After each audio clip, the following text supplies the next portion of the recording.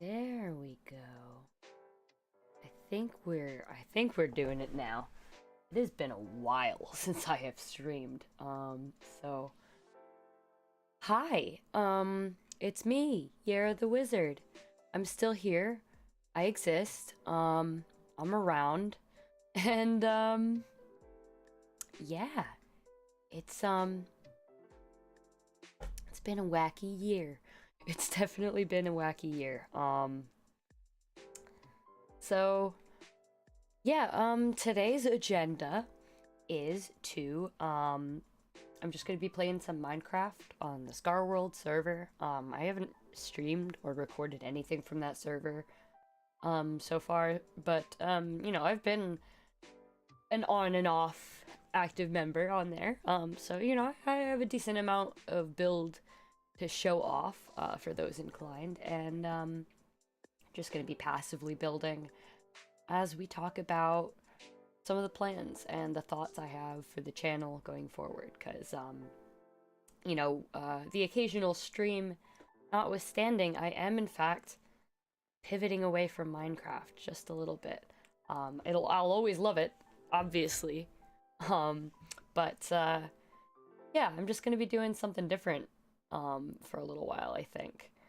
But let's see, let's get on here. Let's switch the screens. Here we are. I hope. Oh, that's fun. It crashed. Very interesting. Let's try again.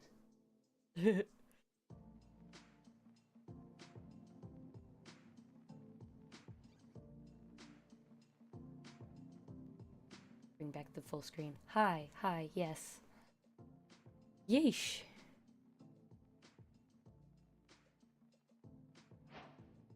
Alright. Good morning, Minecraft. Let's switch.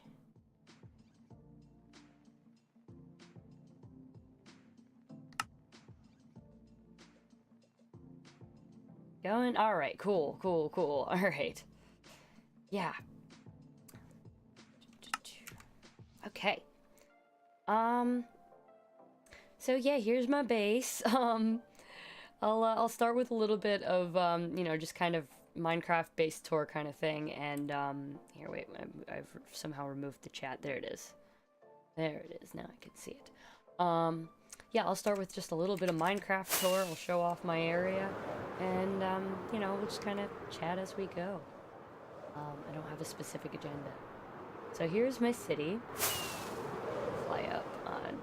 All this is not mine. That's my neighbor's. But all this is mine. I've got this this big bridge. Let's go up on the hot air balloon. We can see better, actually. Alright. So, yeah, down here is a big bridge city, inspired by this one bridge in Italy. And, this is the main courtyard. I'll go down and show you on foot as well. But we've got, a bunch of buildings, some of which I'm using for storage, some of which I'm using for farms, and some of which are just decorative.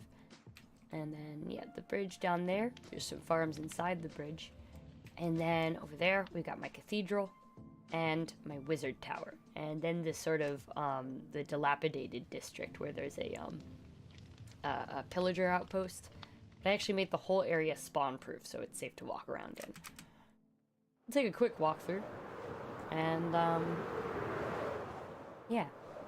So, yeah, as I said before, I am pivoting away from Minecraft. It's not that I don't like it anymore, obviously. It's still a very important thing to me. I love building. I love the freedom of all the things you can build with it, with all the blocks, and how many more blocks we get in every update. It just makes me excited. And I'll always love Minecraft, and I still watch, Hermitcraft and all that jazz. But I think for making videos, I had wanted to try video essays for a while. And then when I finally finished my most recent one, Hope, Friendship, and Baldur's Gate 3, you know, the response on it was really, really positive. And, you know, I think I just did a good job. And it felt fulfilling in a way that making Minecraft videos hadn't for a while.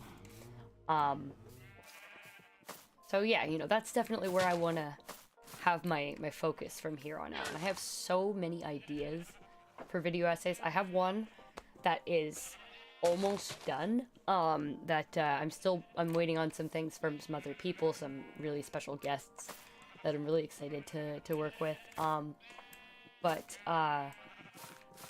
You know, it's, losing my train of thought here.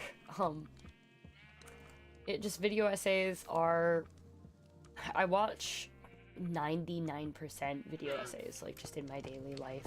I watch them all the time. And, you know, I love the format, I think it lends itself really well to the kind of editing that I like to do. You know, editing has been my favorite part of making videos for a really long time, so, you know, when it comes to, like, oh, there's, you know, a video that's an hour long, like, I really don't bulk too much at it. A little bit. I still get the, excuse me. I still get that avoidance, but, that's weird. Why am I not seeing... One sec.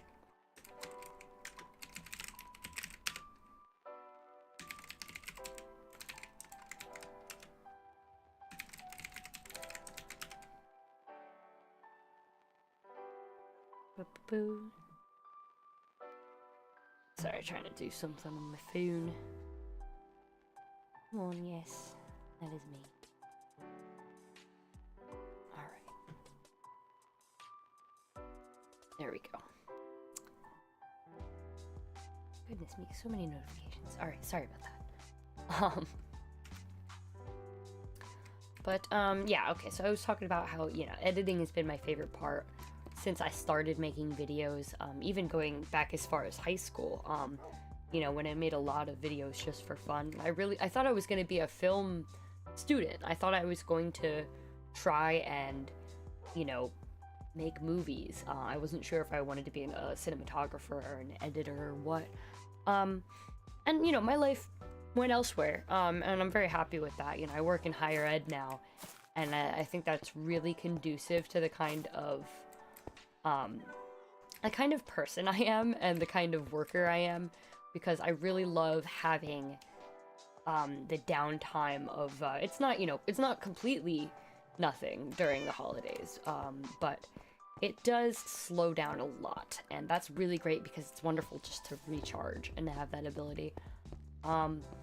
And, you know, when it is less busy, it gives me a lot of brain space to be able to work on the things that I love, like the video essays. But anyway, yeah, so I have one that's almost done now, and that one, excuse me, that one is called Doomerism, Sisyphus, and the Environmental Crisis. I think I'm gonna stick with that title. You know, who knows, I might change it eventually, but excuse me, sorry about that. So I'm getting over a cold, as you can probably hear. And yeah, it's not so great. That's why I'm not recording my narration for said video essay right now, instead of doing this. But, you know, I kind of wanted to stream anyway, because I just had a bunch of rambly thoughts that I wanted to say and talk about. Yeah. What better format than just wandering around a Minecraft world? Let's go down here. There's like a little path that leads all the way down, so you can kind of see the side of the bridge. But anyway, yes, okay, we were talking about editing and video essay. Yes, so the next video essay, Doomerism, Sisyphus, and the End of the World. I've been writing that one for a while. I've got too many things in my inventory. This is my creeper farm. This has been a goal actually for me in Minecraft in this this season of Scarworld. One of my goals for myself was to become self-sufficient in rockets. So I didn't have to constantly be spending every diamond I have on being able to fly. Because I love flying so much. What is it, Teddy? One of the cats is talking. I don't know if you can hear. What is it, buddy? Mo? Mo? He will not say. But yeah, so the next video essay, it really started out with me thinking about the because I replayed Persona 3 and Persona 4 recently. Well, I played Persona 3 Reload, like the new one, and then I replayed Persona 4 Golden. I'm really hoping for a remaster. I've heard rumors about it, but there's nothing confirmed, and I would love that that game to get the Persona 3 Reload treatment. You know, new character models, new stuff, new dungeons. What did I name this one? Oswald's General, right? So all of the signs you may have noticed are font jokes. I am that kind of nerd. But anyway, yes. So the next video essay, it kind of started off with me thinking about the fog in Persona 4, and I'm not gonna give away the whole thing right now, obviously. I spent time writing this and researching it, so I'm not just gonna ramble aimlessly. Well, I am. But anyway, making more rockets. Gotta make more rockets.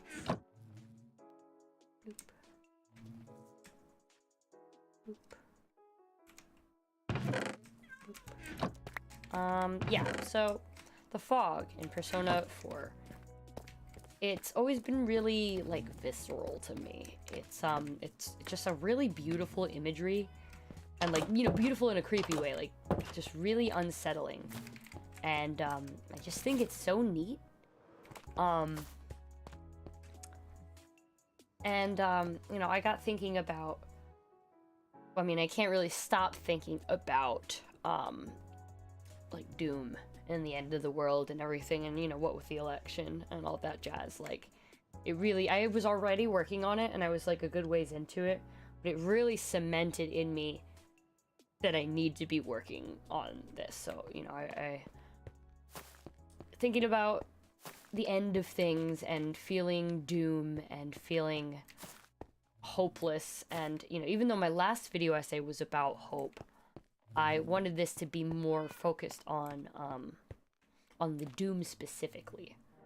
And, yeah, it kind of went in a bunch of directions that I didn't really expect, if I'm being honest, but I'm really happy with it.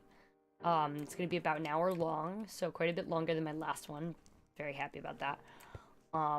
That's just a guesstimation. I'm not finished editing with it, obviously, but, you know, hoping that it'll be a good long one, and, you know, not just long for long's sake, but, you know, full of stuff, substance, something to say. I'm hoping, so we'll see. But yeah, you know, I have a bunch of other ideas for a bunch of other video essays, but I kind of have to think longer. Yeah, I really let them percolate for a while before I feel confident saying, like, oh, this is the one that I want to go to next. I have some idea of what the next one might be. Like, maybe, like, one of my ideas is gender euphoria in cis people, because, like, you know, everyone, you know, most people, excuse me, experience gender euphoria at one time or another, you know, like, even a, you know, okay, say you're a cis man, and, you know, you help someone with their car or something, and it's like, oh yeah, that made me feel good, that made me feel like, and it just gives you just happy feelings that make you feel aligned with your gender, in whatever way that means to you. You know, like, everyone, hopefully, should feel that, you know? And if they haven't yet, I hope they do, you know? But it's like, you know, I don't know, I have to do more research on it, because that's the thing. I don't really like talking about things that I don't feel like I know about enough, because, you know, I want to be a good channel. I want to be like the cool people that I like. But yeah, well, lots of ideas, lots of thoughts, none of them fully formed as of yet. But I got plans. I'm thinking. Yeah, I don't know, just for whatever reason, making video essays has just felt easier than making Minecraft videos, even though I'm doing fewer of them. You know, the Minecraft things, like, I was really cranking them out a couple times. Never consistently, but, like, the times that I was, it was just like, boom, boom, boom, yeah, power.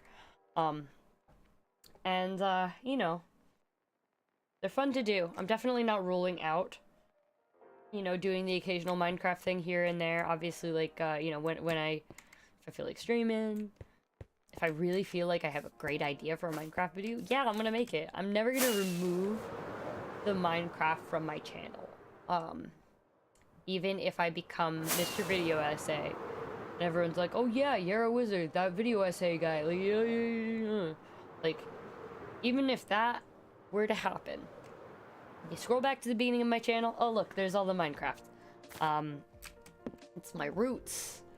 There's, you know, I met so many wonderful people doing Minecraft, and, you know, I'm still friends with so many of them, and even when I'm not actively playing, like, I kind of go in and out of, like, when I'm active on here or whatever, but even when I'm not playing, you know, it's important to me. It's a good game. It's full of so many opportunities for different types. The cats are going nuts. Yeah, just so many opportunities to just create things, and for different types of creation to work together. Moo! You guys want to meet Teddy? Come here, Teddy. Alright, he doesn't want to meet you. Sorry. Maybe he will later. Teddy? Well? Meow. Anyway. So yeah, back to the city, kinda. Like, this is the most recent area I've been working on. I built this cathedral, then I started building the area around here, including the, like, the haunted district, and, this is a daycare. It's gonna be a bookstore, I think. Meow. Meow. Oh. He's being so loud. Can you stop scratching the wood, please? This boy. That's a whale. I have no idea if you can hear him yelling, but, he is yelling. Yeah, me news. You know, my partner moved in with me, just recently, and that's been really great. The cats are finally getting along. What is it, Boy King? We call him the Boy King of the Bazaar. That would take a very long time to explain, but trust. Here's a bank. I made this just like yesterday or something. I love the new paintings from the most recent update. Ooh. There's spookies. Where did that even spawn? We'll find out in a second. But yeah, I don't know. I know it's kind of cliche to say, oh, there's big plans coming, oh, I got big plans. But I do. And, where are you?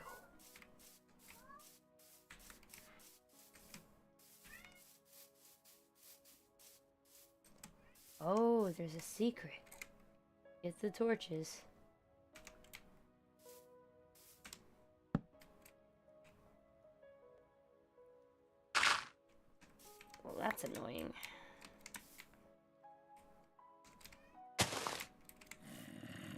Here's the zombie.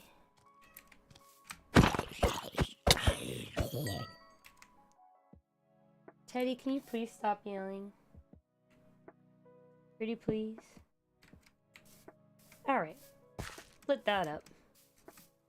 Probably cover it up too, actually. Gotta get more dirt. I'll do that in a minute. Train of thought. So gone. So thoroughly gone. Here's a post office. Still working on that. I don't really like that roof bit. I'm gonna do something about that. But I'm gonna put a little clock tower up there. That's not a chimney. That's gonna become a clock tower.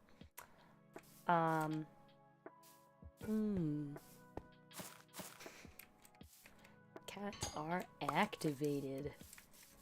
Thoroughly activated. Got these copper grates.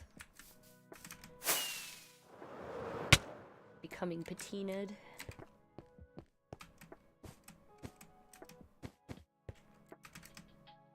Is it patina or verdigris?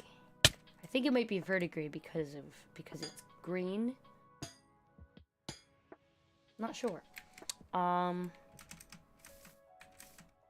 Anyway, yeah, right, yeah.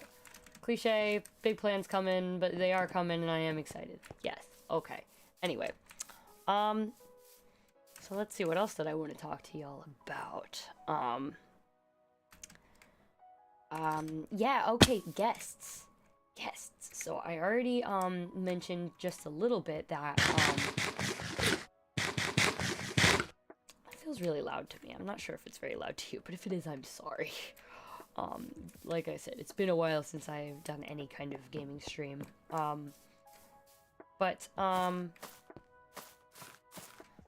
Heck, what was I just about to talk about? Man, this happens to me all the time. My train of thought is just so gone. Things coming. Excited. Yes, guests. Okay, so yeah. This next video, I will be having, like, several guests. I will not tell you who they are, but, you know, if anyone jumps in the chat, and they want to guess, you know, I might confirm, I might not. Right now we're kind of alone right now, but that's okay. Because, you know, if this just wants to be a little ramble on my channel, that's okay. That's fine. And if someone joins us later, sweet. But yeah, I have several guests coming. The wonderful Jessie Gender is one of them. I'm happy to say that because she helped me out with my last video essay, and I'm so grateful for her help with that. She's been so helpful, just like.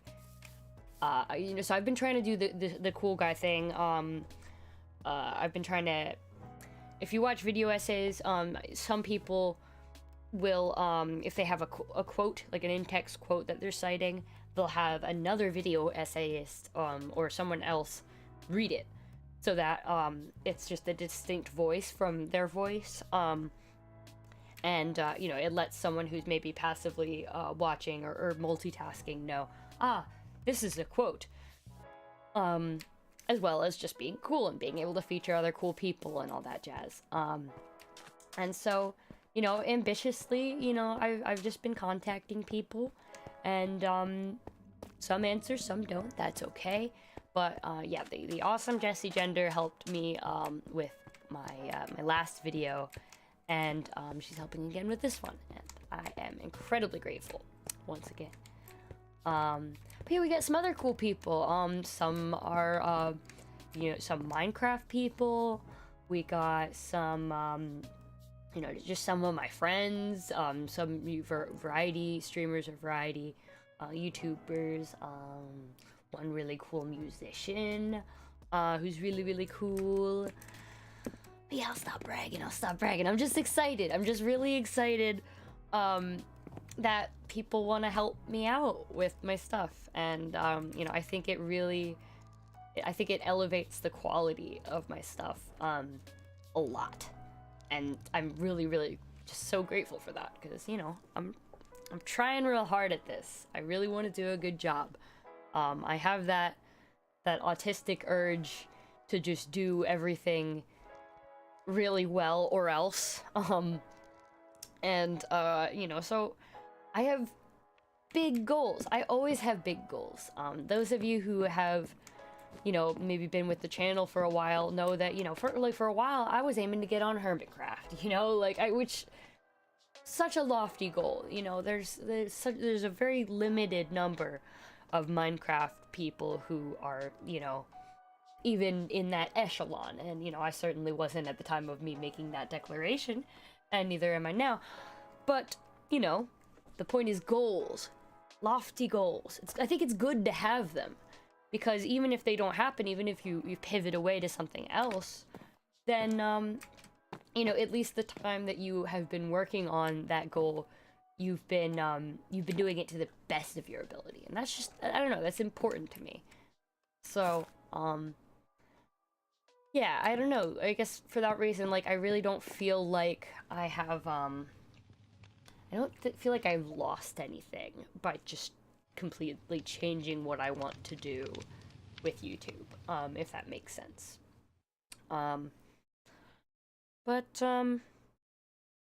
Yeah.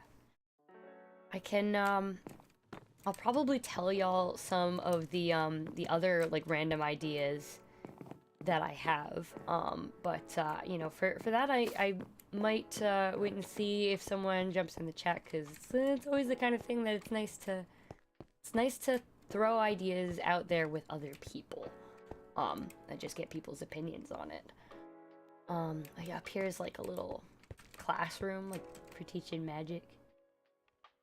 I like this build. I'm really happy with this wizard tower build. And there's a little garden up here. This is the Monotrope Uniflora model that my friend Sporty Pompano made for me ages ago. I love it. It's really cool. Excuse me. Let's think. So what were the things that I wanted to talk about specifically today? Yeah, 2025. Let's see. I've got goals, and I've got things I'm looking forward to. I'm gonna work on this roof a little bit, and we'll talk about this, I think. Just get rid of this piece. It's terrible. Give me that blue wool. What did I do about that? But yeah, let's see. 2025. I've got a lot of goals for myself. I don't really do New Year's resolutions so much. But I do, you know, I do think it's cool and good to, you know, try and challenge yourself, or try and do something that maybe you hadn't done before. I don't know, do stuff that you've been meaning to do for a while. You know, it's nice to think about that kind of thing this time of year. At least I think it is. I think it's motivational to an extent.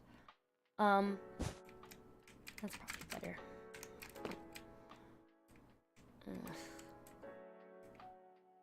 I don't like this roof. I don't like what I've done here. Maybe I'll like it more as I go. Right. Goals. So, not all of them are, you know, related to this channel in any way. Like, for instance, one of the goals that I have is I want to make a garment from scratch from a pattern and fabric. Which, you know, I have been sewing for a long time now, like for several years now, actually, and, you know, I consider myself pretty alright at it, but the main thing that I have done so far is, like, edit existing things, you know what I mean? Like, I do a good amount of, like, oh, well, okay, I like this, but I would prefer it if it was short-sleeved. I would prefer it if, you know, oh, this is a jacket, I can turn it into a tunic that I can wear for LARP or something. But I've never just taken a pattern, cut it out, and sewed it together into a clothing. For whatever reason, that's felt very intimidating to me. But, you know, it shouldn't be, because, like, I have all the skills to do that. You know? Like, I know how to sew. I know how to geometry. You know, I know how to put a shape together from a flat thing. You know? That's not something that my brain can't do or anything. So, no more excuses. I'm gonna try to do that in 2025. I don't know what I'm gonna sew. I don't know what I'm gonna make, but I'm gonna make something. And then, let's see, more goals. I want to, I want to fix this roof. I want to make 5 video essays. I think that is a fine, accessible number that isn't too lofty of a goal. And ideally, I don't want to count the Doomerism video, because, you know, I already, like, it's already mostly made. That counts as a 2024 video in my head, even though it will be releasing in 2025. So there, because I say so. And, that's probably fine, because the other roofs are gonna come in. This one's just gonna be a small building. Just hit all the walls, I guess. So yeah, 5 video essays. I think I can do it. Especially since, you know, because, okay, the Baldur's Gate video, it took me, like, what, 5 months or something, or maybe longer, 9 months, I don't know. It took me the better part of this year. And, you know, that's the time I needed to do it, you know, because I work full time, you know, I got stuff to do, you know. I've had a wacky year. But also, you know, it's, I keep losing my train of thought, but, the most recent video, the Doomer video, you know, even, counting some delays, you know, it only took me, like, 3-4 months, versus the, what, 7, or, I actually don't remember how long it took me, the other one, but it was a while. It was a while. So this one has taken me less time, and it is longer. It required a lot more, sources. Sorry, my friend sent me something stupid. Yeah, it required a lot more sources, a lot more research, but I still did it in less time, which proves to myself that I can. You know what I mean? And obviously not every month is going to be the same. Sometimes are harder than others. Life is like that. I have clinical depression. It is not gone just because I'm doing okay, you know, lately, just because I'm, like, having a good time. I've had a pretty good most of the year. I had a rough start to the year. The whole rest of it has basically been great. So I think it's the right time just to focus on all this stuff I want to do. But yeah, let's see. Other things I want to do as a goal. I want to get confident in hiragana. I have been passively, badly trying to teach myself Japanese. I've mostly been using Duolingo, which I know is not the best way to learn a language, believe me. But, you know, I'm on my friend's, like, family plan, so I'm gonna use it. It's a good way of at least learning the hiragana so far. It's helping me practice with that, and I'm getting okay. There's a lot of them. And then there's katakana, and that's not even beginning kanji. So, you know, I think becoming confident in the hiragana is a good, solid, smaller, but, like, still decently sized goal for me for 2025. I just think it's really fun to learn languages. I just enjoy it. I just think it's really neat. So that's another. And then what else do I have on my list? Oh yeah. So one of the video essays I want to make in 2025, I think this is going to be the year where I finally make that Pajama Sam video. Now, you may be saying, oh yeah, well you've made several Pajama Sam videos over the course of this channel. Over the course of this small channel, you've talked about Pajama Sam a million times, haven't you? Yes. Yes. However, I haven't made the Pajama Sam video that I want to make. Because for years now, for absolute years, I have wanted to make like a really definitive, solid, thorough video on Pajama Sam with interviews, with all of the meat that I feel like I haven't seen on some other video essays. I've seen a couple decent ones on Pajama Sam, but you know, they kind of just talk about the stuff that's easy to find. You know, there's not a lot of information on Humongous Entertainment out there. You kind of have to dig for it, and what you can't dig for, you have to ask the people involved. And you know, that is the wonderful thing about the game industry, is that it is such a relatively young industry overall, that you can literally just find the people who did the thing that you're interested in and ask them how they made it. Ask them what their thoughts were as they were working on this thing. And I think that is so invaluable.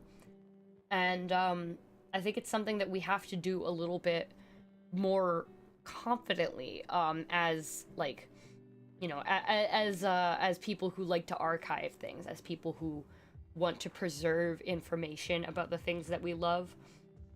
We cannot be afraid to ask.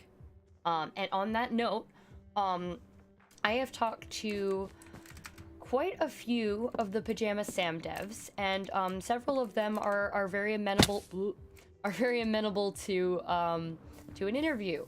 So I'm not sure whether this video will be more focused on, you know, maybe just the art of Pajama Sam, and then maybe make more videos in the future on other specific areas of Pajama Sam, because there's so much to say about it that I feel like one video wouldn't do it necessarily justice.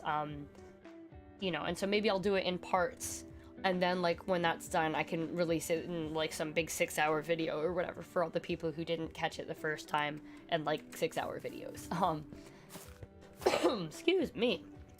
So I'm definitely going to be doing those interviews with the folks that I've talked to, and making some stuff about Pajama Sam. This is finally the year. I didn't want my first video essay, or even my first 2 or 3 video essays, to be about Pajama Sam, because I've heard some other video people say this in their videos, where there's a topic that it means so much to them, and they delay covering it because they want to feel like they can do it justice. And that's how I feel about Pajama Sam. It's so important to me as a creative person or whatever, you know, like it has inspired me in so many different ways and methods and mediums that I could never live it down to myself if I did a poor job. So,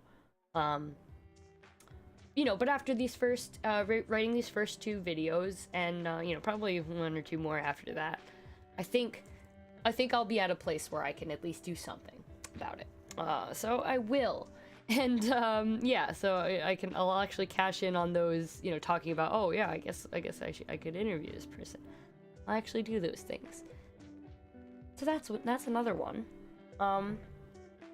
And, another thing I want to do, legally change my name, because my full name is not a name that I use.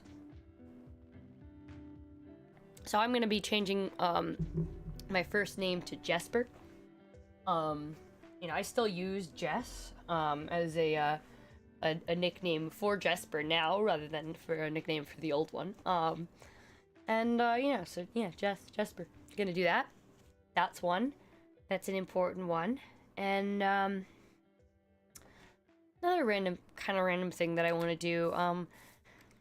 I guess it is or it isn't random depending on your point of view of things. I think I want to get like certified and take some classes in like basic medical training, like medical emergency response training, because the world is pretty scary right now.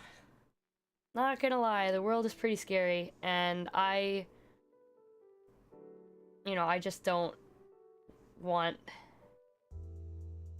that. I don't know. I don't ever want to be in a position where I or someone that I care about is in danger, and I'm just like sitting there like, oh, what do I do? I want to at least be able to try to help if there's a dangerous situation. You know what I mean? That feels important to me. Even though I'm not someone who's ever really wanted to work in the medical field or anything like that, it just seems important. So it's a thing I'm gonna do. I also want to carve myself a chess set.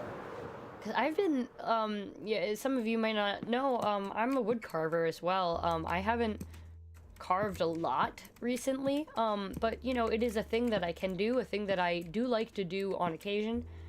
And I find it difficult sometimes to figure out what I want to carve. Unlike in Minecraft, where if I can't think of what to build, I just build another, like, house. And I just keep building houses and houses and houses. Buildings and buildings and buildings. Until a city. By the way, it's easier to see up here. But this is kind of the blocking out for this city block. There's going to be a little courtyard in here, an enclosed courtyard. But then all the rest of these are buildings. Boop, boop, boop. And there's some buildings over here. And then probably connect around here. And then this wall will kind of wrap around the back of it, I think. Whew. Pardon real quick. I have to actually to my inhaler. I have one of those for just for having been sick recently, so hang on. I mute so you don't have to hear my wheezing.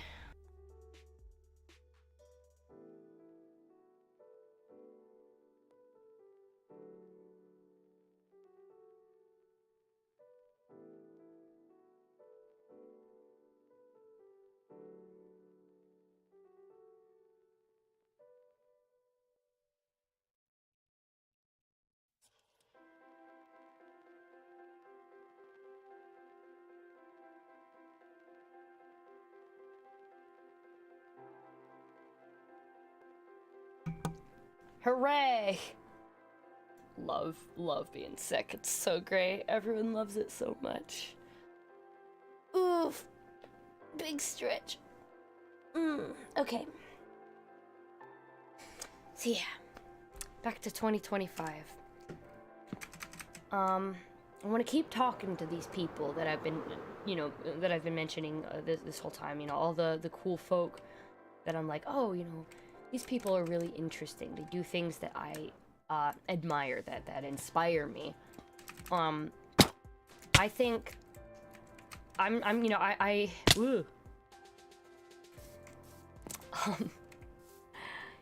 think it's important to try and have these conversations and to, like they say, don't meet your heroes. I disagree.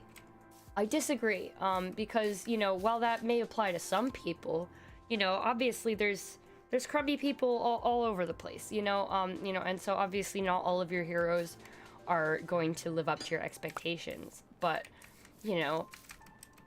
some of your heroes are probably really cool people, and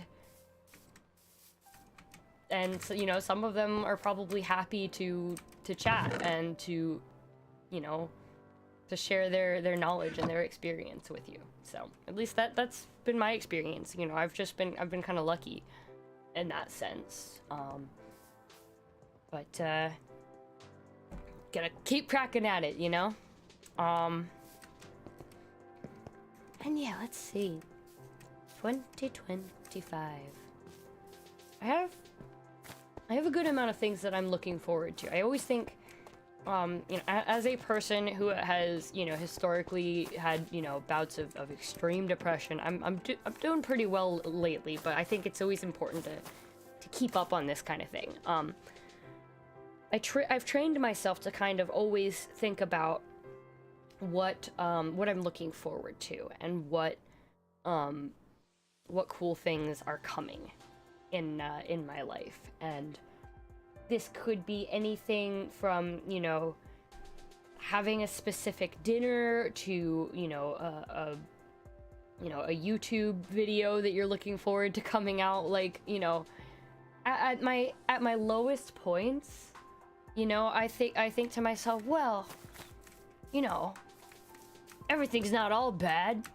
There's still gonna be a Jacob Geller video eventually, you know, like, and, you know, I think that's why YouTube is so important to me, as a thing to try to do, because even though it's difficult and even though it's very unkind to new creators and to new, and to people who just, like, I don't know, who don't, yeah, it's just difficult for new people.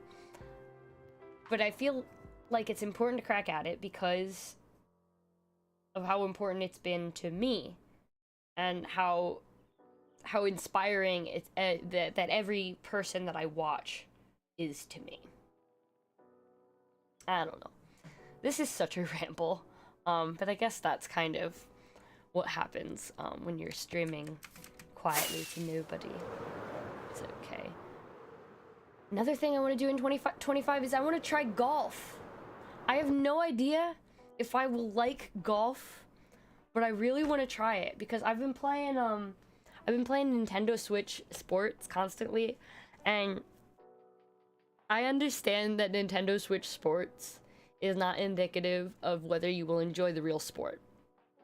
However, my partner and I noticed that after like months of playing Nintendo Switch Sports, we got better at mini golf. Like, our putt is better now because of the experience of, you know, how hard to hit the virtual ball with the Wii Sports. All right, I call it Wii Sports for fun. It's Nintendo Switch, but you know what I mean. So I want to try golf. I want to go to a driving range. I want to hit the golf ball really hard and see if I find that fun. And if I do, maybe I'll be a golfer. Maybe I'll become a golfer. Who knows? The world is my oyster. You know, like, there are so many terrifying, horrible things about 2025 that I don't have to explain to you. Like, I live in the USA, and I am transgender. Like, I am not thinking that it is going to be a good year, necessarily. However, you know, I think I'm gonna do my best to at least enjoy my time, and I don't know. You gotta live your life. You gotta keep trying. My therapist says, like, resilience as protest, which, I don't know, I think that's pretty important, of just, like, you know, well, can I change the, political state of the affairs of my country? No, but I can, you know, I can live my life, and I can try to do that, in a way that makes me happy. And, you know, it's important to kind of remember where you do have control, I guess. I was just seeing if I could jump into this hole, and I could. But actually, I go into that a good amount in the next video essay. So, yeah. I think that's all my, my 2025 goals. And then beyond that, it's just kind of like, you know, things I'm looking forward to are just like, you know, all the videos by all the people that I watch, and, you know, just adventuring with my partner, doing cool stuff. Like, I don't know what we'll get up to, but I think, whoops, I think we'll probably have a good time at it. I don't know.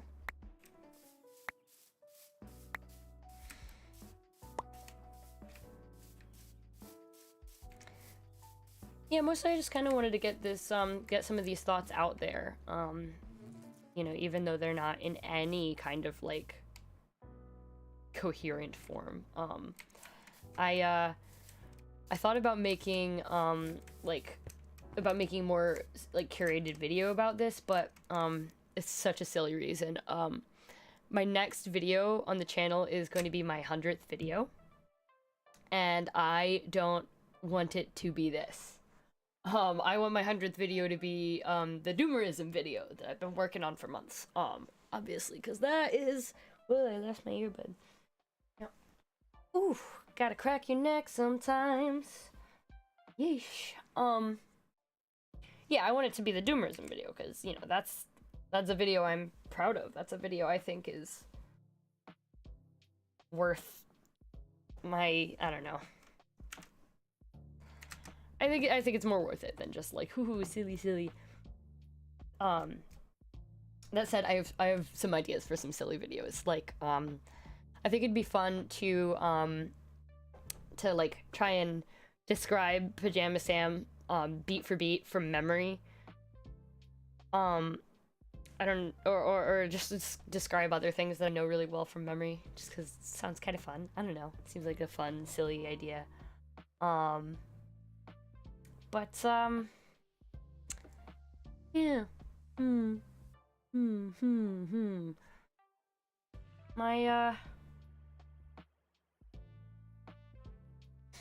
My thoughts are disjointed.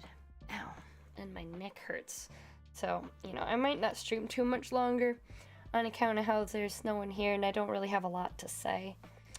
But, you know, I think it's just good to kind of end the year on a positive note and just like, hey, I'm real proud of what I have accomplished this year, both in terms of just like resilience and life and just being, continuing to be, continuing to do things that I care about. I think it's important to be proud of that kind of thing, and I am. So there. You can't take it from me. Yeah, I don't know. I feel like there's good stuff on the horizon. Oh yeah, this is not a 2025 goal, because if this happened in 2025, that would be insane. Oh, hi, Obni. Good to see you. Yeah, this is not a 2025 goal here. This is a stretch goal. This is a long time goal kind of thing. Sometime, someday, you know, maybe sooner than later, but maybe just eventually, I would love to get my video essays on Nebula. I think that would be so... That would be like... That's like the one of the like, oh, how do you know you've made it? That's how I'll know I've like made it in my mind. Of like, you know, oh, okay, this person is making video essays that are deemed worthy of an educational or at least like, you know, curated platform. That would be sick. Oh, that'd be so cool. And I don't know, if that ever happens, I'm gonna flip out and squeal and scream, and it's gonna be great. Oh yeah, and fun fact, so I am about 6 months on T, which you might be able to tell by the difference in my voice in this stream versus like any of my videos from 6 months or more past. I watched one of them this morning just because I was trying to think about how I build, because I feel like I've stagnated a little, and I was looking back on some of my older builds to be like, oh, okay, that's a thing that I did before, oh, I should do that again, or what, I don't know. But I was very pleasantly surprised by how much deeper my voice is now versus then. Because I back then was like, "Oh hi, I'm Yara the Wizard." You know, now I'm like, "Oh hi, hello, I'm Yara the Wizard." Yes, yes, this is how I speak always. I'm definitely not putting on a voice right now. You know what I mean? It's cool. It's nice. It's the trans joy. Chef's kiss. Let's read out some of the ideas I had though, cause I have a ton of video essay ideas, and some of them are more fully formed than others. Some of them I don't know if all of these will become videos, but they're just like thoughts I've had. This is in no particular order. This note in my phone has been there for years, so some of these aren't so good, but. The first one on the list is Blackreach and Missed Opportunities.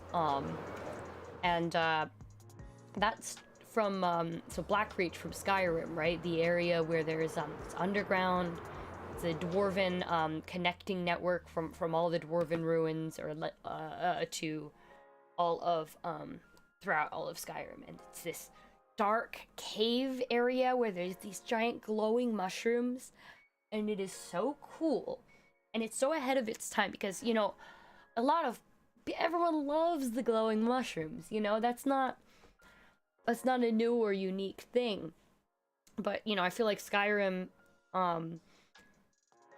did that, and a lot of people, they meme on it, they dunk on it, they talk about, like, you know, oh, well, you know, lost my train of thought again.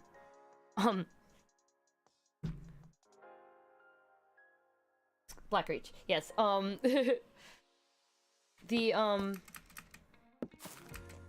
Yeah, they meme on it, they dunk on it because it's kind of poorly designed.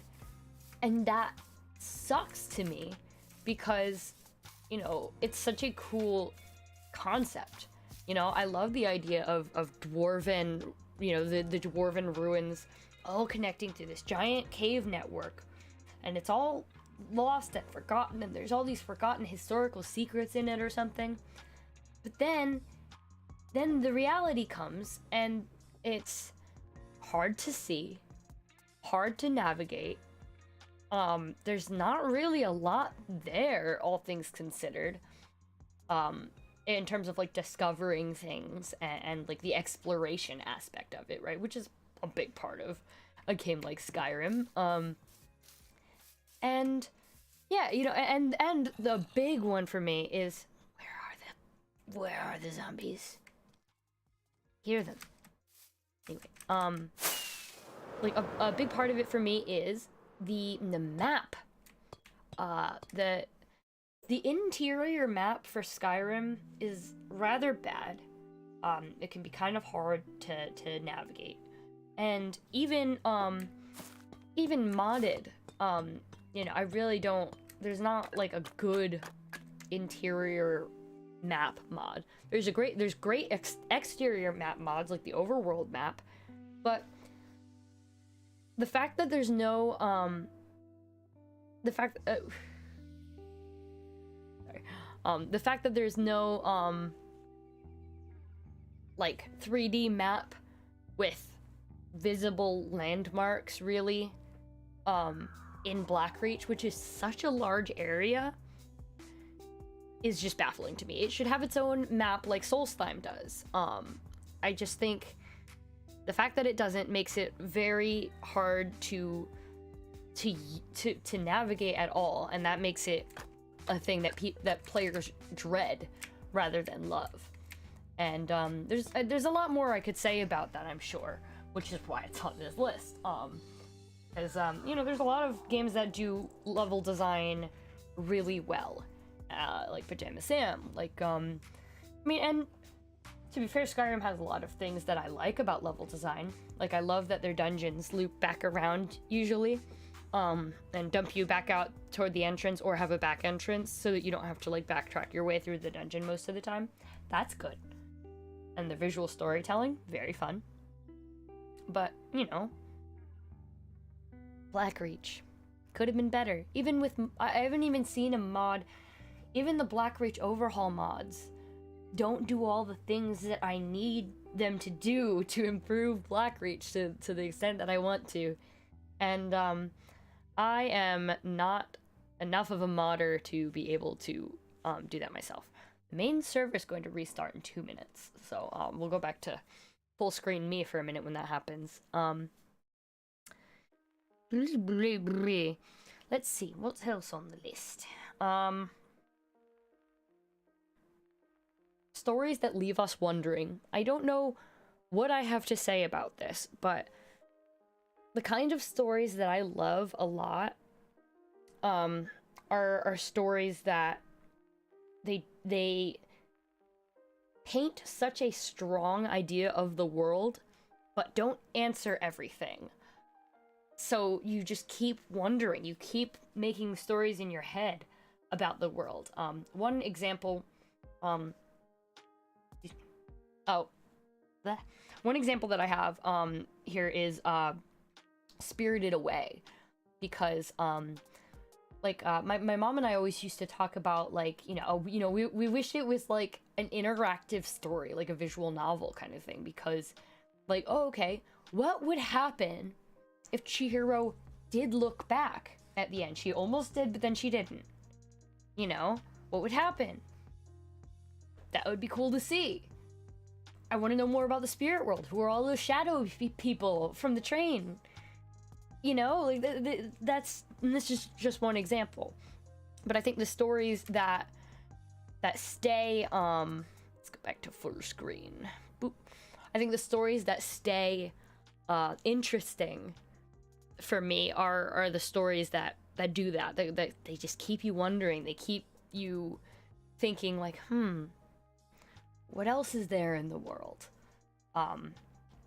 And I don't know, it's pretty common to see that in books, I feel like, but not as common to see that in like movies for whatever reason. And let's see. Buzzy the Knowledge Bug and why that format of game is perfect for kids. So this might require a little more explanation if you're not familiar with the game, but this is also a Humongous Entertainment title.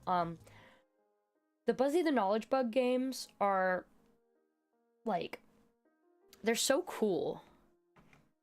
Yes! No, mystery is important, yeah. Mystery is important. Not all questions need a definite answer. Well said. 'Cause yeah, like, if you tell them everything, then, like, I don't know. I feel like it's not good world building. You want to plant a seed. Like, oh, Game of Thrones, another great example. The books, specifically. What the heck's up with Ashai? What is the doom of Valyria? Etc. Like, all of these questions, these seeds that are planted and talked about, you know, but no one, either the people involved don't know the answer, or it's so obvious to them that they don't have to say it to us, to the audience. And that's so cool. And that's why, you know, if George R.R. Martin doesn't finish the books, I hope to God that it's bequeathed to Brandon Sanderson. Like how Wheel of Time happened. Like, Wheel of Time, Robert Jordan was like, oh, okay, you know, my health's not going so great. Let me find an author that I trust that will do the thing. Or I think it actually might have been Robert Jordan's wife, and I believe she was also his editor, who found Brandon Sanderson. But anyway, he bequeathed the story and was like, here, finish it. And then Brandon Sanderson did a bang-up job. Absolutely rocked it. If you haven't read Wheel of Time, I mean, it's a long commitment, so it's a little hard to just recommend that blindly. But if you like a long series and you don't mind a bit of a slog in the middle to get the full scope of a good story, you should try it. You should try it. But yeah, George R.R. Martin, I swear, please, if you don't feel like you're gonna finish it, That's okay. You're a human being. However, you please bequeath that story to someone else. There's so many interesting things set up at the end of the books, or at the end of the last book that's out. Like, you know, all the stuff with Danny that's going on right now. You know, the disease and all that. Ugh. Shakes fist. Anyway, yeah, stories that leave us wondering. You know, if it makes me that angry, it's probably pretty good. You know, it's probably pretty good world building. Well, no, some stories that make me angry. This isn't a video essay idea. This is just more of a rant. So I read the Name of the Wind books, the ones that are out right now. I think there's 2 right now. And I did not like them. I thought that the main character was so insufferable, but it wasn't, at least to my reading, it didn't feel like the kind of insufferable main character that you're supposed to, or that the text is condemning. Like, there's a really great Laura Crone video that just dropped about the magicians, and the difference between the book, and the show, and the portrayals of the main character. And like, the main character, Quentin, in the books is not likable. He is a dick. I don't remember if I'm not supposed to say that word. Whoops. At least not monetized anyway. But Quentin is the worst. But you know, the narration and like the story itself, like, is like making fun of him for that, like, the whole time. You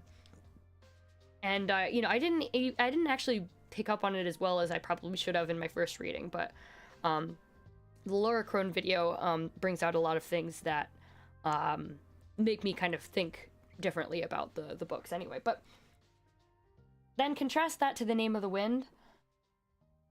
Multiple times. So okay, every girl is in love with this very special boy main character. There's a very special boy, and he's very good at everything. He's perfect at music, and perfect at magic, and perfect at... Oh, hey, Coda!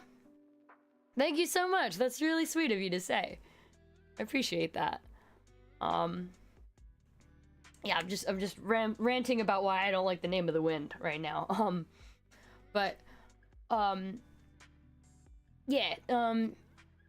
Yeah, very special magic boy. Good at magic, good at music, good at learning, so smart, best boy, so handsome. Everyone loves him. All the girls love him, even girls that are older than him, and, you know, why would they even... He's like 14. Ugh. Ugh. And so many times, this very special boy, like, will be like, well, here's my witty comeback, and then everyone claps. It's like a Tumblr story. It's like a bad, fake Tumblr story. Like... I finished the 2 books, though, because I really do like the world and the magic system. And it makes me upset that I have to read so much about Kvothe and how much he sucks, constantly, just to learn about this pretty interesting world. I hope that I'm wrong, and I hope that, like, the 3rd book just starts just being like, oh, actually, hey, yeah, because the story is told with a framing device of Kvothe talking about his life and telling another person the story. And he's so pretentious. He's like, do not interrupt me while I'm telling my vivid story. It's very important because I've thought exactly about how I want to tell it. He sucks. He sucks so much. And because it's Kvothe telling his own story, like, it feels like there's no self-reflection there whatsoever. Don't like that series. Gonna read the 3rd one, but I'm gonna be mad about it. This is I think it's Patrick Rothfuss. Let's see. Yeah, Patrick Rothfuss. The Name of the Wind is the first book. And yeah, I don't mean, you know, I'm sure Patrick Rothfuss is a nice guy. You know, who... It just really reads like this power fantasy, and it's just kind of gross. It just feels kind of gross to me. But anyway, you know, so that's an example of when the world building is the only good thing about it. Yeah, and like, it's one of the because sometimes the too perfect character that succeeds at everything can be like an examination of that trope or something, but it doesn't seem like it's examining anything other than, oh, how cool and handsome this man is. Meow. Bad. No, yeah, reading it out of spite because I got attached. Yeah, literally, because I think the world is interesting. I think there is cool stuff going on in the world. And yeah, it's out of spite for the main character. It's like, I wish if the third book just opened like as another character, but then just otherwise continued talking about the stuff in the world, I would love that. Yes! Yes! Ogni, exactly! It feels like someone is trying to relive and correct the moments when things didn't happen the way they wanted. You have said it exactly. There are so many moments in that book where it's like, okay, there's this like this bully or like a situation where it's, you know, it seems like the main character it was bullied or something, but then like he comes out and he says something so witty that everyone claps and everyone's like, wow, I can't believe you stood up to that guy. Oh, here's my boobs. Like, ugh. That's not how life works. That's not even how fantasy life works. Ugh, do better. I will move on now, though, because I could rant about how much I don't like that book for a very long time, and I think I already have ranted about it for a good long time. The next thing on my list of, like, a maybe, thing is, Buzzy the Knowledge Bug, right? That's another humongous entertainment, title. There were 3 of them. Junior Adventures explores the farm, the rainforest, and the airport. Would I recommend just for the world building?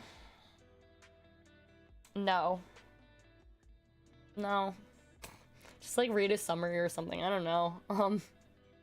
I think like if you want a good book that has good world building, read the Broken Earth trilogy. Oh my god, that's the best thing I read this year.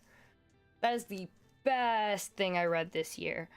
That book, the series is about there's this society that has like earth wizards that can like do earthquakes and control like earth magic and stuff. But they're extremely persecuted because I mean their magic is very dangerous and can cause the actual earth to destabilize and, you know, create like mass extinction events. You know, so they're highly regulated, but like to the point where it is extreme persecution and they are in slavery. They are they're not seen as people. And I won't go too much into it more than that. Because I think you should just read it. I think it's just a wonderful trilogy. It was so freaking good. The characters are also really cool.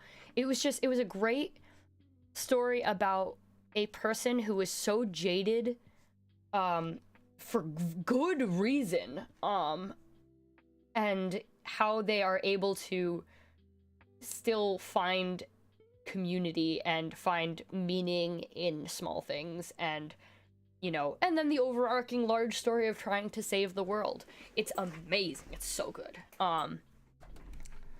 Buzzy the Knowledge Book.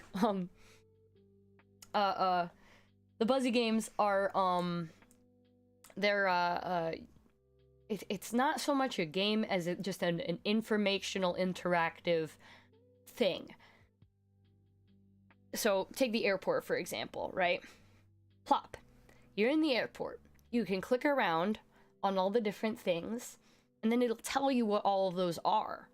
And you can move around in the space. You can go, you know, backstage to like, oh, okay, all right, you know, you're at the place where they, you know, you say you're checking your bag, and then they take your bag, and they put it on that little conveyor belt, and then it goes through the little curtain like that. I wonder where it goes after. You can click and go there, and then you can see an example of that backstage area with the conveyor belts and stuff, and you can see, okay, and that's where they go after that, and that, you know, they put it there. Now, of course, this is a pre-9/11 game, so the security is much less than it is now, but otherwise, still very accurate, at least in terms of the airport game. The reason that I have this on my list is because I think that this gaming format is the perfect thing for kids. Oh, thank you, Obni. Good to see you. Appreciate you stopping by. But yeah, I think this game format is like the perfect educational format for kids. Because when I was a kid, right, I wanted to know what everything is and why it is and what's back there and what's behind that door. And, you know, for a curious kid, being able to, and also for an autistic curious kid, being able to be like, like, okay, I'm gonna go on an airplane, you know, my family's going on vacation. All right, well, I know what that is. You know, I know what that is. You go to the airport after having played the airport game or whatever, and then you already know all the stuff, so it makes you feel more confident if you're like, you know, like how I am and was, you know, especially as a kid, like, oh, I'm nervous, I don't know what this thing's gonna be. Boom, game teaches you. And it's point and click. The fact that point and click adventures aren't ubiquitous among the youths of today is baffling to me, because they're already playing with touch screens, you know? We joke about the iPad kids, right? Make them better content on the iPads. Like, now a lot of the humongous games have been ported to mobile, to iPads and Android tablets and stuff like that, so, you know, it is an option. But like, the fact that there aren't a million good games being made like that now, or that if there are, that they're not getting any recognition, baffling to me. So that's another thing I could say a lot about.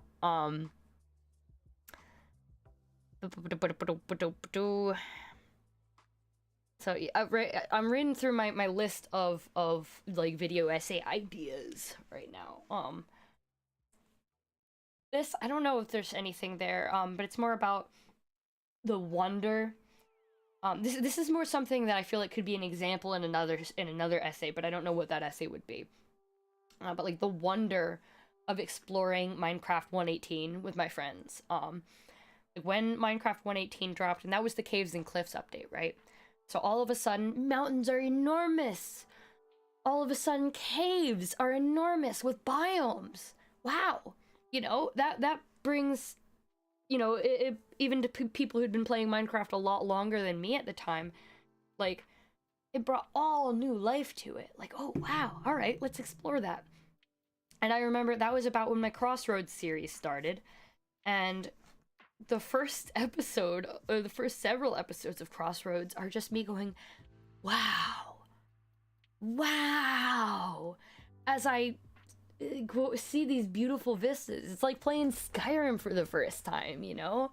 Like, just the wonderment of mountains. I don't know, there's something there, but it's not formed. It's not fully formed.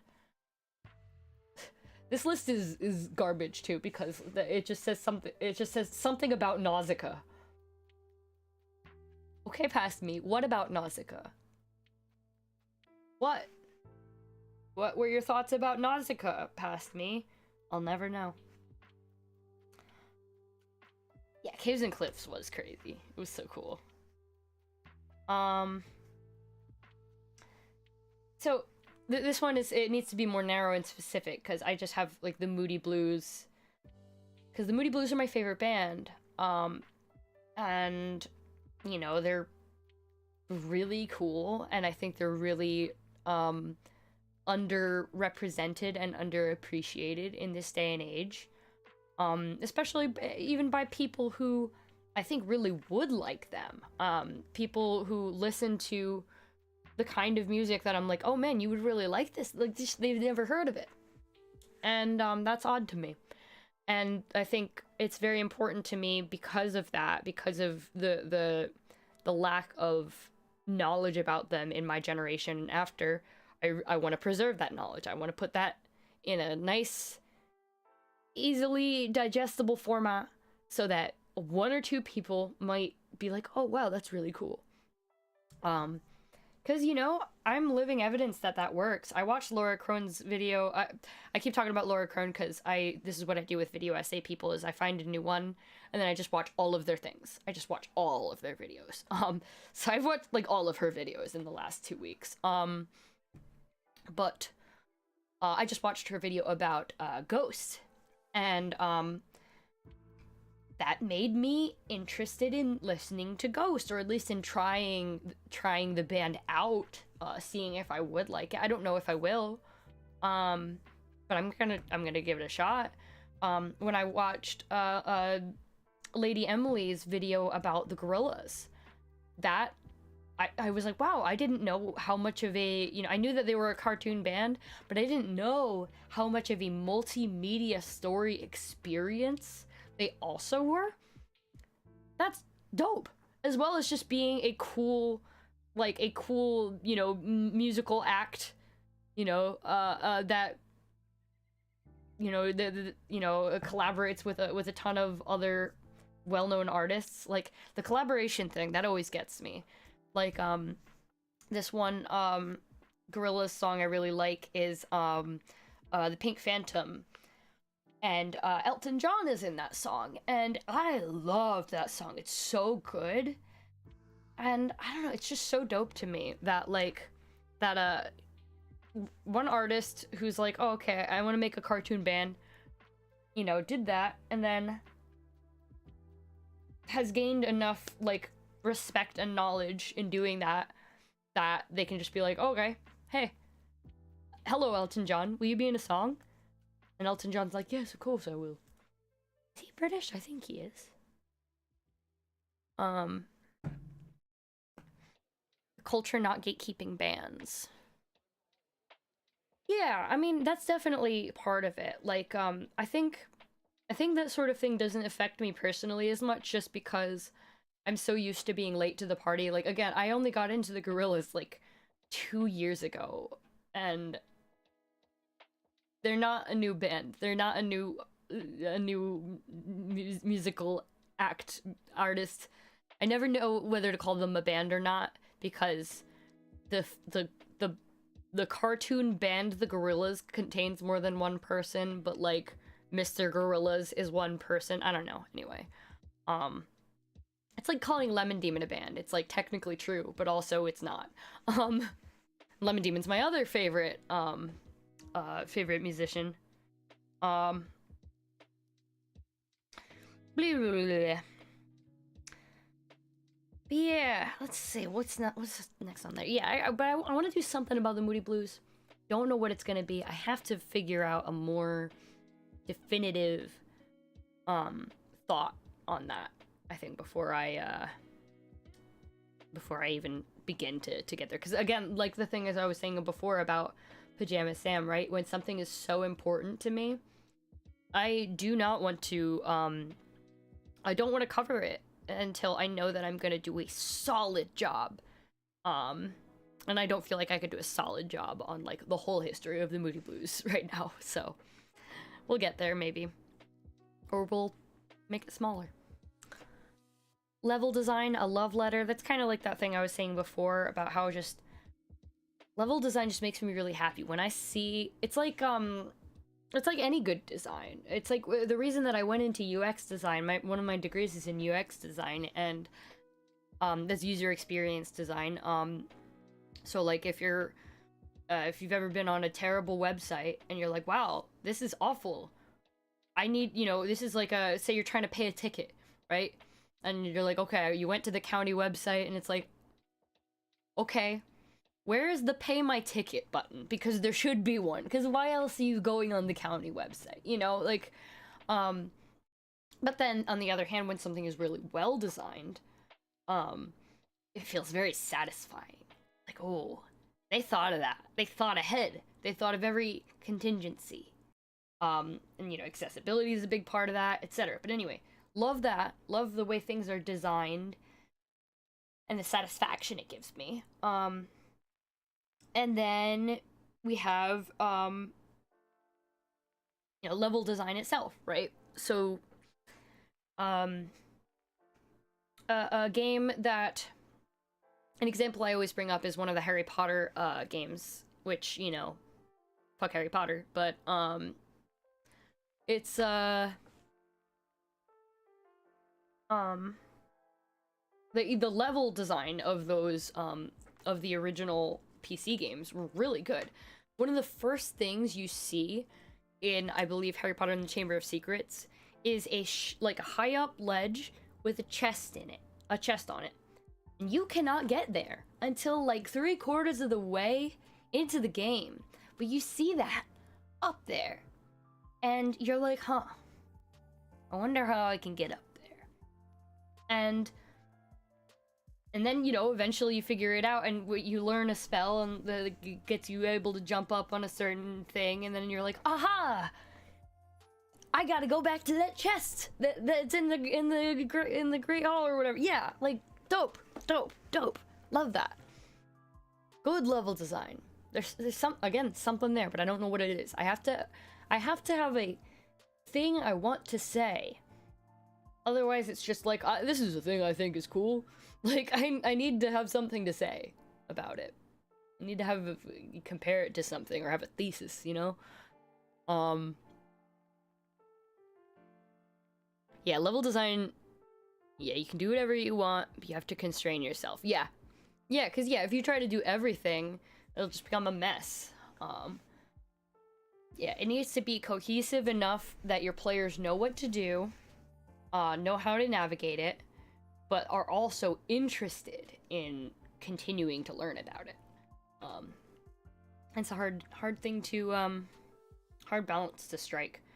I mentioned this a little while earlier in the stream. This is a big one that I think is actually going to become a video. Gender euphoria in cis people.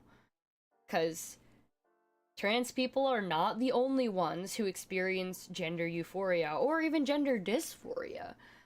It doesn't necessarily make you trans to experience one or the other, right? Like, you know, say you are a cis woman and you try on a dress and you don't like the way that you look in it, and you're feeling like, oh, like, this is, like, am I not feminine enough? Like, am I not, you know, that's an example, a potential example of gender dysphoria. And it doesn't necessarily mean that this cis woman doesn't want to be a woman or is not a woman or whatever, you know what I mean? Like, it's just like, okay, this is me feeling bad about my gender and the perception of others toward my gender.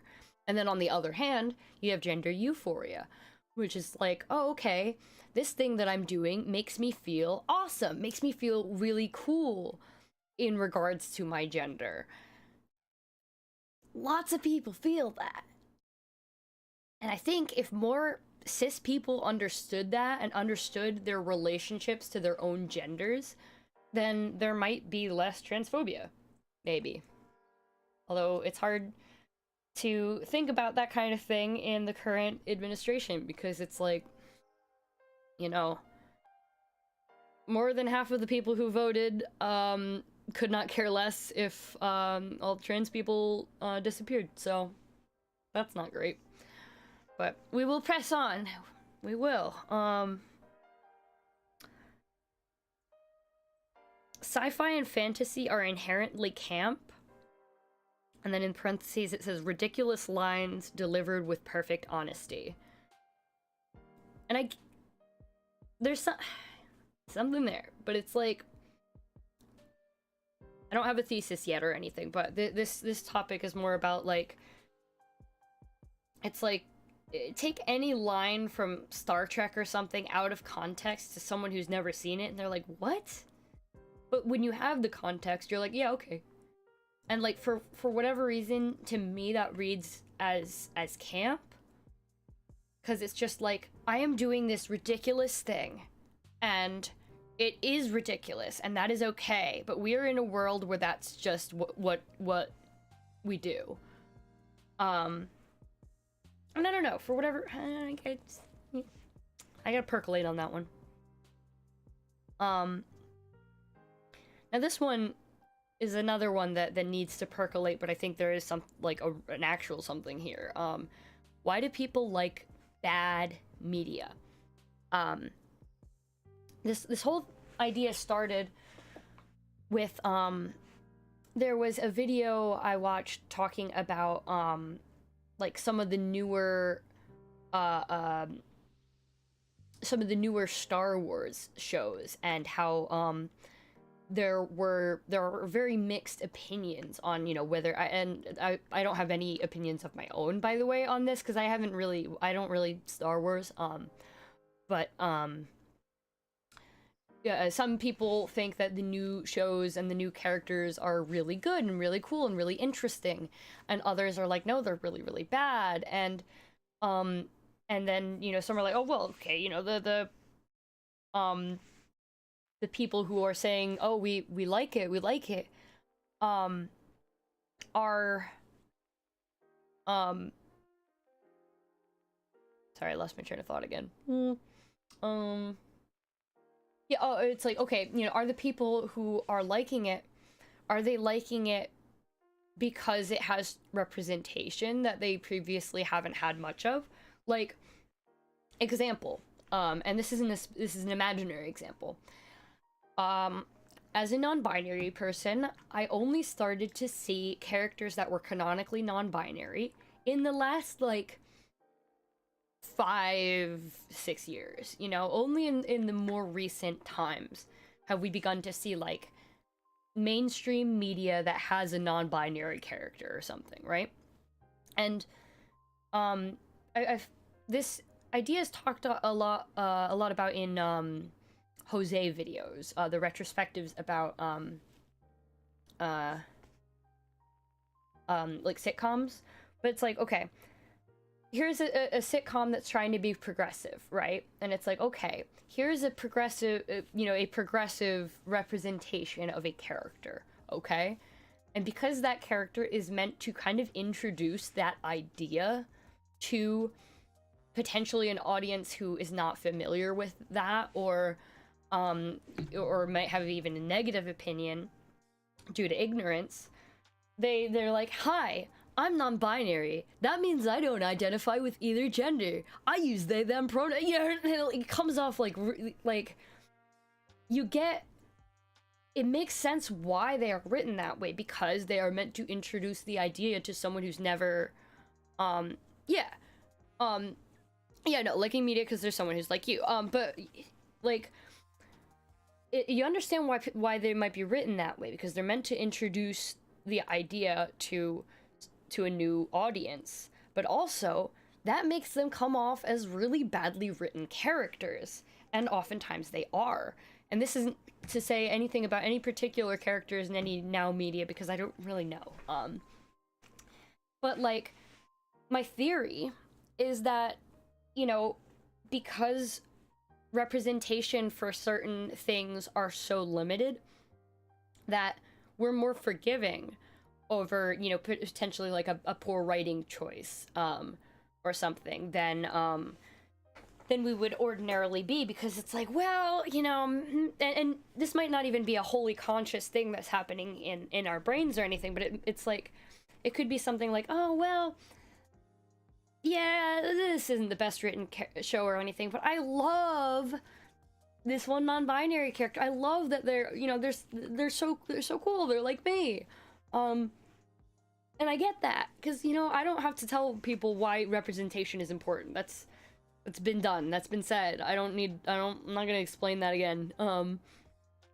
But, you know, is that a reason why people maybe forgive,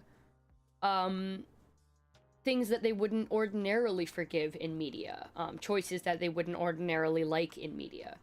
And then to that end, then as the representation improves, then do people become more critical? And I think that that is the case, right?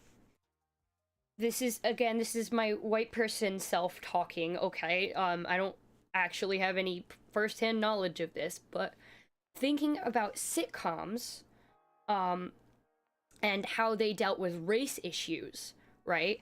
And how at first it's very much like a very special episode, like, hi, don't be racist. Hey, here's my friend. We're cool. We're not racist. You know, like, it's very stilted, right? But if you are one of these underrepresented groups, you might like be like, oh, that's so cool. Like, you know, there's someone like me on this show that I like or whatever. Versus, you know, now where things are getting slightly better with representation, and, you know, it's like, oh, okay, well, now, you know, I don't have to necessarily like this character just because they're trans, you know, or, you know what I mean? I don't know. I get rambly about it because I'm not sure what, I don't have all the gears on that one. I'll find more gears. This is more of a question, that I don't know if it's true or not, but I think about it sometimes. Lonely at the top. Is it actually harder to make friends when you're well known? I thought about this a long while ago, with regards to, like, YouTubers, right?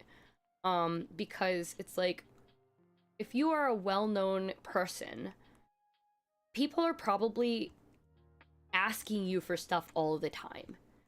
People are probably, you know, bugging you about things all the time. And even when they're being respectful about it, I'm sure it becomes very exhausting. And it's part of the reasons... I don't have any recommendations on that, because, I mean, the thing... I don't really necessarily agree with the idea of, like, forced representation, because I think that even these clumsy attempts are trying to do a good thing. I think that I don't think it's a matter of forced representation versus not. I think it's a matter of just good representation versus not. That's just me, though.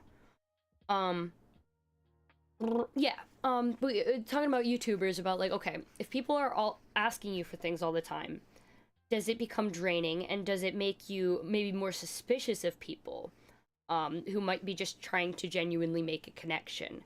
And I think about this with regards to what I kind of talked about a little earlier with, like, you know, I have been just, like, messaging people, being like, hey, do you want to be in my video? Or, like, hey, can I interview you?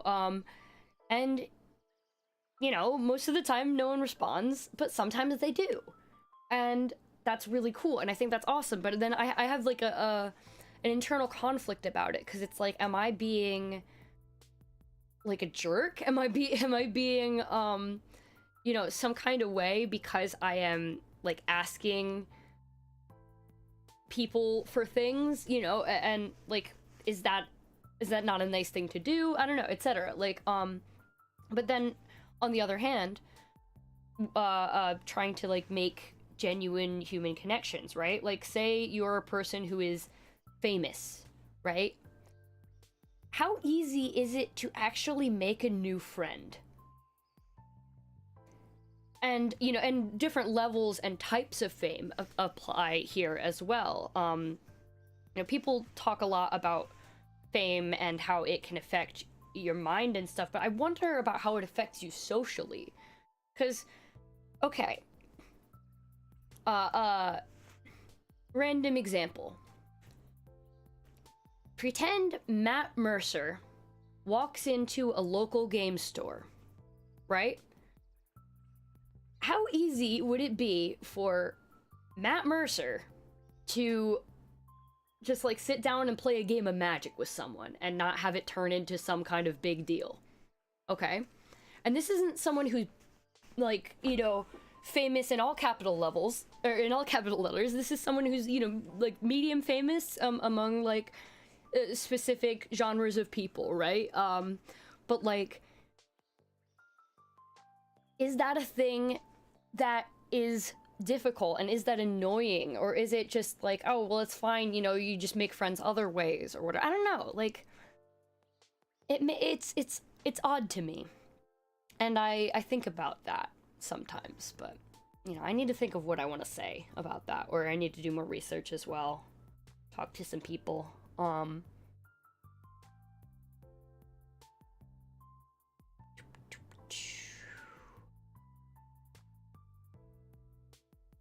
So this one is odd, and this one kind of goes into like some stuff that I've been talking about in therapy.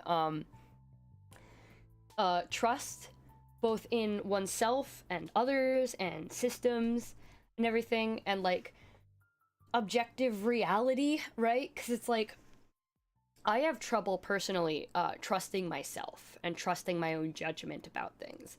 And that's because of, you know, some abusive situations that I've been in throughout my life, and I'm working on just some trauma that I'm trying to work through. But the trouble that I have with this is knowing that everything that I experience is filtered through my own perception of things, is filtered through my own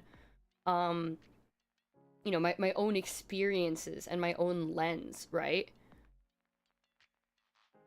Yeah, no, Coda, yeah, people befriending others of similar fame types, but then it's like, that just kind of reinforces this, like, caste system, right? And, like, you know, I'm sure that some people in levels of fame are okay with that, but I feel like not all of them have, I'm sure not all of them have to feel that way. Like, it just feels, I don't know, it feels mean. I don't know. I just think about that. But, yeah, if everything that I, you know, experience is filtered through my own perception of reality, how close will I ever get to true reality, right?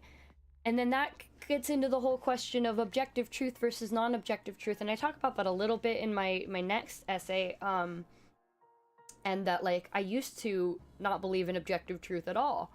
You know, as you know, when I first started, like, kind of thinking about philosophy and learning about philosophy, I was like, oh, okay, well, everything is always filtered through the lens of the individual, so there's nothing objectively true.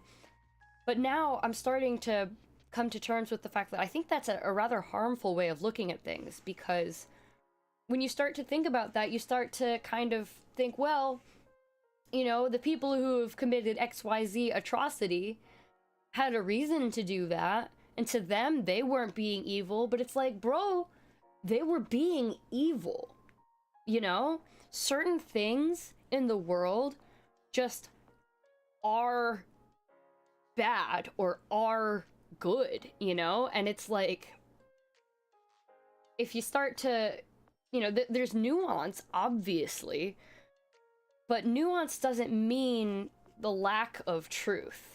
I don't know. And so there's I have to figure that one out for myself before I can even begin to do that for others, or talk about it for others. I don't know.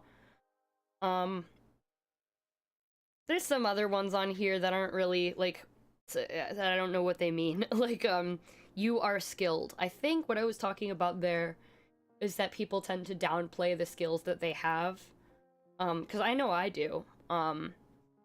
Like, another thing about my therapist, right? At one point I was talking about, like, you know, oh well, I feel imposter. Oh, thanks, Coda, thanks for stopping by.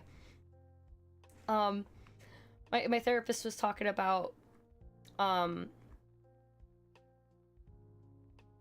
yeah, I was like, oh man, I have imposter syndrome at my work, you know, I'm afraid I'm gonna get fired. And he's like, okay, well, you know, how does do you feel, are you not doing your job well, or, like, you know, he didn't say that exactly, but you know what I mean. And I'm like, no, like, everything I'm doing, I think I'm doing okay.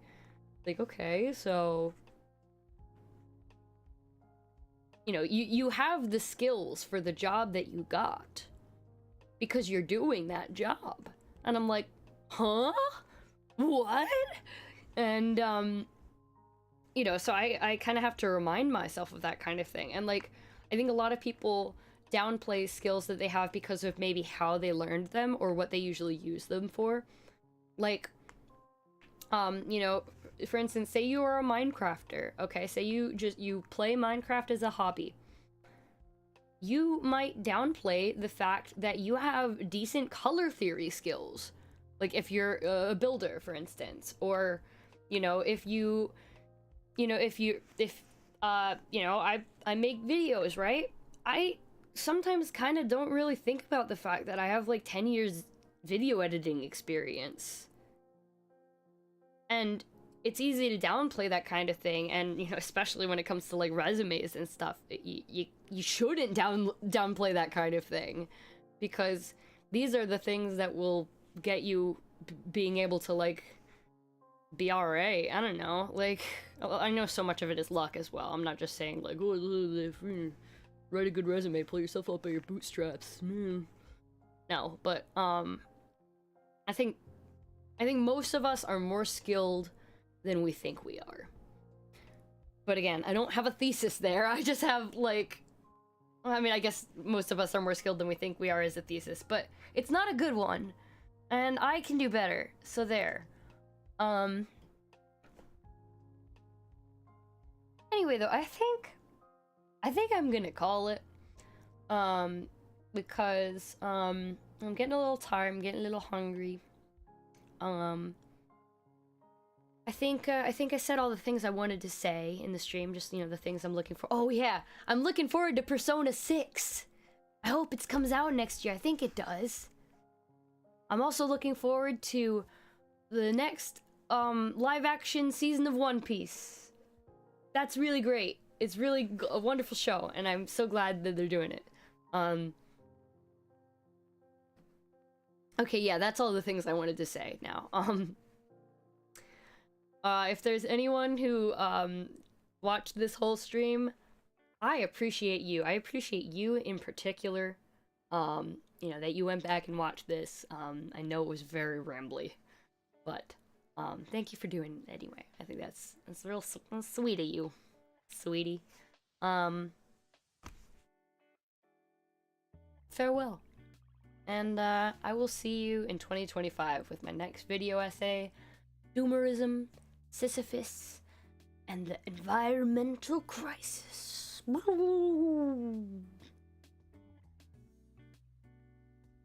Okay, bye. I'm bad at ending.